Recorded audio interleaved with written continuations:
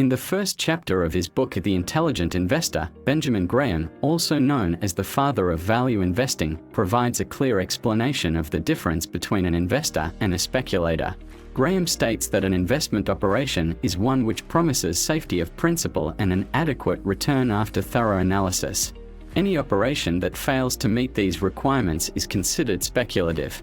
Graham's definition of investing involves having a deep understanding of what you are buying and the knowledge that your investment is stable for the long term. Furthermore, you can expect a substantial return either through capital appreciation or healthy dividends. However, Graham warns against being labeled an investor when you are, in fact, a speculator.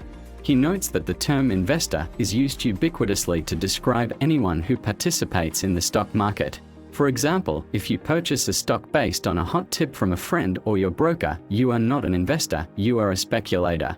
This is the case even if you receive a good return on your investment. Similarly, if you invest in a mutual fund based on a TV advertisement you saw recently, you are still a speculator. This is because you have not done your due diligence to determine whether the investment is actually beneficial. In short, investing is not just about putting your money into something, it's about doing your research and understanding the risks involved. Warren Buffett, a renowned investor, once shared his perspective on how to differentiate between an investor and a speculator. According to him, the real test is whether or not one cares if the markets are open or not. A true investor focuses on the business behind the stock and expects it to produce returns in the future. They don't worry about short-term price fluctuations or whether the stock market is open or closed. Investing is about creating wealth for the long term, providing passive income for a comfortable retired life. However, investors need to be aware and accept the risks they may face when pursuing investments with higher rewards. All assets carry some level of risk. Even real estate, which is considered to have the least amount of risk, saw a decline in value during the 2007 to 2008 financial crisis. Short-term price fluctuations are usually the result of a phenomenon called random walk, and investors should not pay too much attention to them. To stack the odds in their favor, investors need to focus on long-term returns on their investment and not worry about short-term price dips. Giving investments time to recover from these dips can lead to long-term gains. Even if an investment goes down by 20% over the next 5 years, it could potentially double or triple in value over the next 10 years. The key to successful investing is not giving into emotions and overcoming the sense of panic that short-term market fluctuations can bring. This is where investors need to stand out and focus on the long term. Now, let's take a closer look at some potential investments. Stocks are often considered a primary mode for long-term investment. Owning a stock has several advantages, such as being a paper investment that doesn't require management of property or a business. Stocks also represent ownership in a profit-generating company and have the potential to rise in value exponentially in the long run. Investors can create a diversified portfolio of stocks to hedge risks and benefit from capital appreciation and dividends. There are two categories of stocks: growth stocks and high dividend stocks. Companies that fall under the growth stock category reinvest their profits in growth rather than paying out dividends to their stockholders. Investors in these companies can benefit from capital appreciation in the long run. High dividend-paying companies are more mature and offer less risky and more consistent earnings. Investors who prefer this option can invest in such companies. The average annual stock return based on the S&P 500 is around 10% per year. Despite wars, depressions, recessions, and several stock market crashes, this value will always stay the same. Long-term bonds are financial instruments that pay interest and have a maturity period of over 10 years. The main advantage of investing in bonds is the interest rate, which is typically higher than short-term instruments such as T-bills or repos. In the past decade, the average long-term yield has ranged from 6% to 8%. Mutual funds provide the advantage of having professional managers handle your funds, so you don't have to worry about them.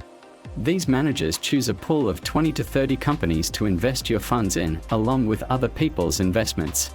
However, mutual fund managers have varying degrees of success at active management, with most not outperforming the market. In fact, only about 22% of mutual funds outperform for as long as 5 years. Investing in art can be a profitable long-term investment option. One advantage of investing in art is that the value of a painting can be verified through its provenance and extensive vetting by auction houses. The art market has also shown long-term stability, with returns that are largely non-correlated with the stock market. Art is also considered a good hedge against inflation and has a history of rising in value during inflationary periods. Returns on art investments can be significant, with contemporary art even outpacing the S&P 500 for the past 26 years. However, it can be difficult to select the right pieces of art to invest in. ETFs and mutual funds have a lot in common. Both represent a portfolio of stocks, bonds, or other investments. However, ETFs are different because they are passively managed and invest in an underlying index. This means that ETFs have significantly lower management costs compared to mutual funds, which require a team of experienced wealth managers to manage the funds. If you want to closely replicate the performance of a benchmark, like an index, and keep management costs low, then ETFs are a good choice for you. Real estate. Real estate provides income from two primary sources: rental income and capital appreciation. Before the 2007 to 2008 financial crisis, real estate was believed to be an investment that rarely lost its value.